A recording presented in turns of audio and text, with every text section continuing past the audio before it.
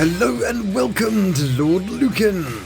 It's time to fling your partner and dough your sidos. It's love off the lockup.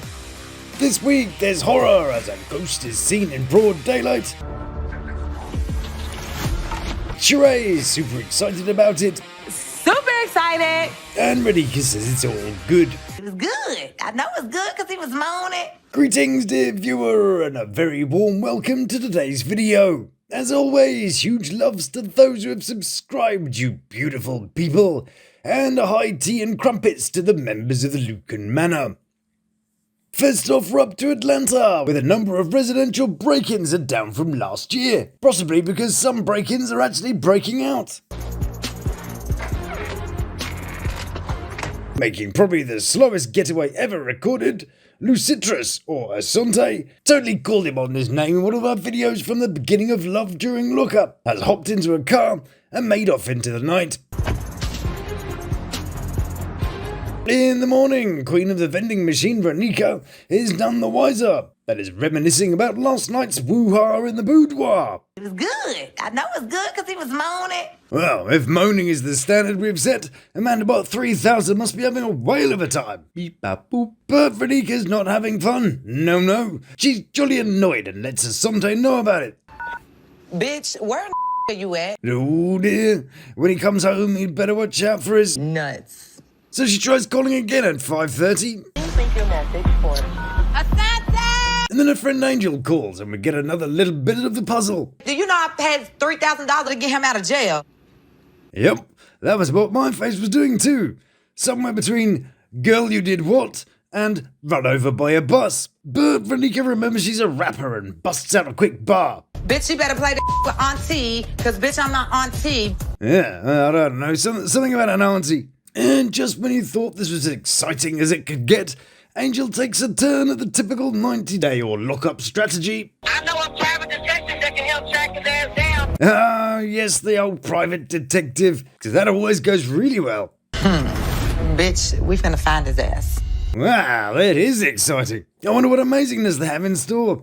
I can kind of imagine them in black catsuits going all Mission Impossible on his ass. And you know, Raneka's would be like a fishnet body stocking though, wouldn't it? She may be built like someone dropped a couple of fried eggs on a leather mop handle, but she's not shy. So while Atlanta's finest burst into action, next stop on the big red Lalu fun bus is in Georgia, home of peaches, Twinkies and Coca-Cola. And Brittney's really ready. Just ready to get to the hotel and get ready. So, how's that mother-daughter relationship doing? Tried to prepare you, but I know there's nothing that can really prepare you.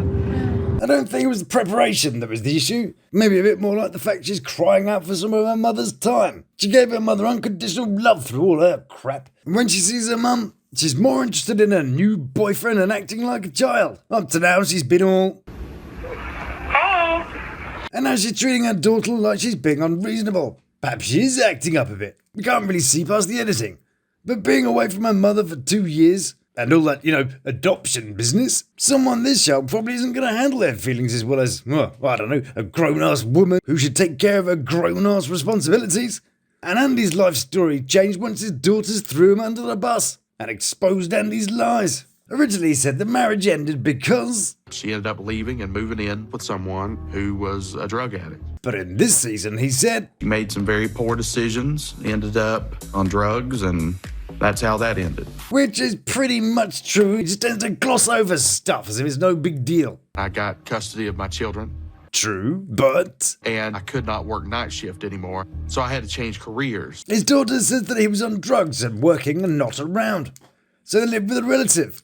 So what does his timeline of life actually look like? Well, worry no longer, mon petit pois. Here's a little thing I spent a ridiculous amount of time on to show you what I've pieced together.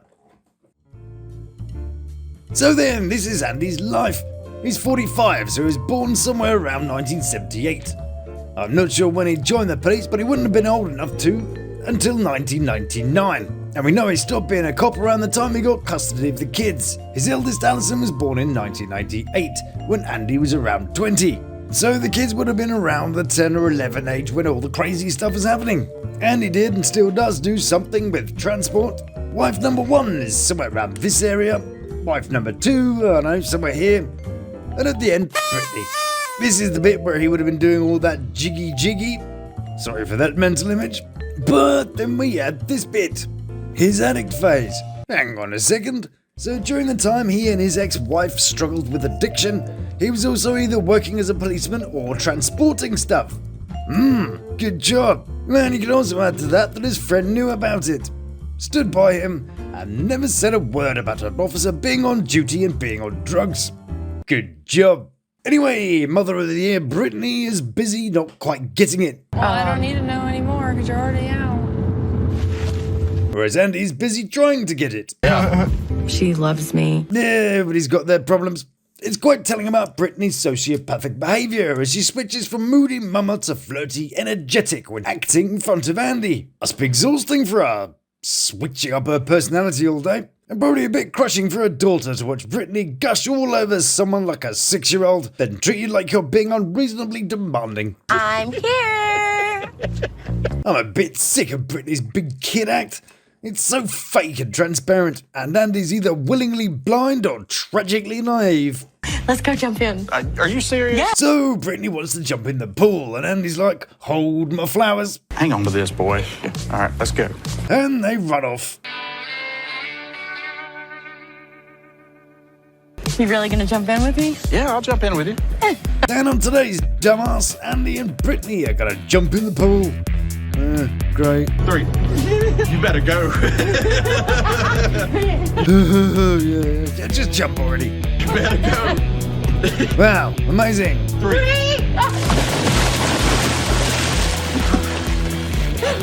Totally not contrived fun. Yeah, now I don't want to get out. Back at the hotel, and Brittney seems to have a bit of a blind spot when it comes to her daughter. And while they go back to the room to change, the kids go off to find their sense of self-worth. In the room, Andy has a little surprise. Aww, Look at there. how sweet. Oh, yes, the bed adornments. A staple of all sexy time preparations. Let's take a little trip back in time and see the amazingness unfold. There we go. Look at there. It worked out good. Okay, so first, what the hell is this thing? Oh, I see. Straighteners. Yeah, of course it's straighteners. Yeah. Well, it does look a bit penisy, though. I thought maybe he misunderstood when she asked him to pick up a footlong on the way. But, you know, he's got petals and everything. There's at least a dozen of those bad boys right there. Those earrings, though. Nothing says green earlobes quite like a pair of earrings from a card shop. Well, I don't know, or a gas station or wherever he got this crap from. There's also a lovely t-shirt that is screwed up and a delightful teddy bear. And to those that have watched a few of my episodes, why the hell do men think that grown-ass women need teddies with generic poems attached to them? Yeah, teddy, yeah, nice. Let's crack that open and, oh no, it's teddy. Let's wear it out for a nice meal and, no, wait, still it's a bloody teddy bear. But it's not all a total disappointment. He also gives her an iPhone 15 and a bunch of cash. She must be something special for these gifts. I wonder what it is that Andy looks for in a woman. My dream woman would be someone who has a Pulse dealer on speed dial? strong personality. What a cop-out answer. Personality, yeah, goes without saying. Everybody wants somebody who hasn't been lobotomized. Same as looks. Well, of course you want someone attractive. But what does attractive look like to you? I mean, I like the homegrown country girl type, you know. So, does that mean country is in country or country is in shit? Oh, I'm never sure about that. You know, we tried. Yeah, you're very trying. Then Andy says, I love you. That's so sweet. oops, maybe he didn't notice. I love you. That's so sweet. It's like when someone says, I love you, and the other one goes, yeah, about 9:30. Anyway, it seems like Brittney needs some cash, as Andy says. It's only 5 there. I'll get the other 7 and add to it, you know. Okay. So she needs $1,200 in cash, even though she'll be living with him. Okay then. But he's just as bad, really. He's probably spunked his wages on the iPhone, which starts at about $800, plus the cash, and he's done $1,300 before he's even paid his rent and bills. And he has this to say about why he came up short. I had some fraud on my bank account. Okay. Some jackass hacked it. Sure they did. And I'm sure, as a cop, he would also know that people don't hack banks for gambling money. They take identity and data. And you know how, when someone's lying, they give extra badly constructed details to make it sound more plausible. and started like trying to do some online gambling. Okay. Hold on, I've just had a call from the bank and they've got a description of the perp. But hold on to your pants, there's more. Don't it look great? It's so rad. Oh yes, the piece de resistance. That is so sweet. Did someone drop it? What the hell is that? Can you imagine calling the cake maker for this little fiasco?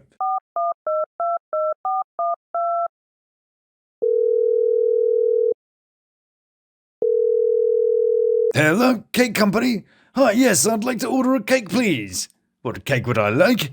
Well, don't worry about that. Just get blind Barry to hurl a bunch of ingredients at the box and that'll be fine, thanks. It even looks like he's shoved a bunch of ammo in the top. But it's all becoming a bit much for shitting his daughter who's been left stranded with Barry. Bless him though, there's nothing wrong with Barry.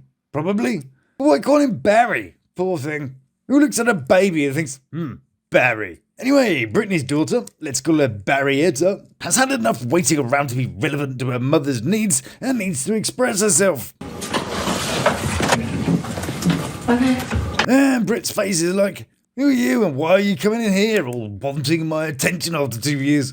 Well, I'm fannying about here with a teenager with my new phone. Oops, with my money. With my boyfriend. Exhausted, and it's a lot, Mom. You knew what today was going to be, though, baby. Oh, yes, great advice from Mother of the Year. She keeps saying that. You knew it was going to be hard. Sure, you told her it'll be hard, but she's still pretty much a child who's grown up around your crappy behaviour. It's like telling someone that climbing Everest is probably going to be a bit difficult, then sending them off with no safety ropes. The girl is young and is finding it hard to find her words, but shit, he's not got the patience to listen to what she's not saying. Want anything to do with any? I don't understand what the issue is. The issue is that time and attention for your child isn't just grand gestures. Sometimes it's just knowing that you're there, feeling your presence in the seat next to them. When my daughter's not with me, she video calls me every night, and sometimes she just has me on the phone while she plays and I'll be working on something, and she'll have me on there for hours, propped up on a little table. We don't always need to be talking and doing. Sometimes I just need to be there, so they can feel the security of your presence. But the only security in this room is Andy, who's running interference for Brittney when he hears all that parenting going on. Let's not. I know y'all are catching that. Turn it off. Slippity sliding now down to Sharae, and she's hanging out with her son, doing a bit of TikTok. Good job. Yeah, I'm never going to be that kind of parent. If I'm going to be on TikTok, I think I'll be more like... So you have to save it and then you have to send it to Aunt's phone. Okay, so the son has the boyfriend's contact details? Not sure how to feel about that. Some may think it's wrong for a young man to have open, unfiltered communication with an inmate, but I'm pretty sure, however, that even though Sharae's a little bit ditzy, she's got her head screwed into the right weave. Super excited. One thing I've noticed about these two, other than the genuine love, albeit performed like a Darman video, is that the son has picked up his mother's mannerisms, and neither can talk without moving their hands. Mum goes, Our last day together, alone. and then son goes. We've been 3 years. So Brittney's having a party for when Antony gets out of prison, and has had the genius idea of inviting her son's father along. And Antony loves him. I want to sit down and I want to talk to him when I come home. Yeah, it'll be fine. I just pray nothing crazy happens. Yeah, it'll be fine. Then we take a quick look at some new faces. Chelsea, who's deaf, and Mikey, who's going deaf. One good thing about Mikey is that he's actually learned sign language. Okay, so he's going deaf, so he kind of had to, but he learned before he was diagnosed. So even though we haven't seen much of him, he gets a point for that. But there's one little detail he doesn't know yet. And it may take a little time.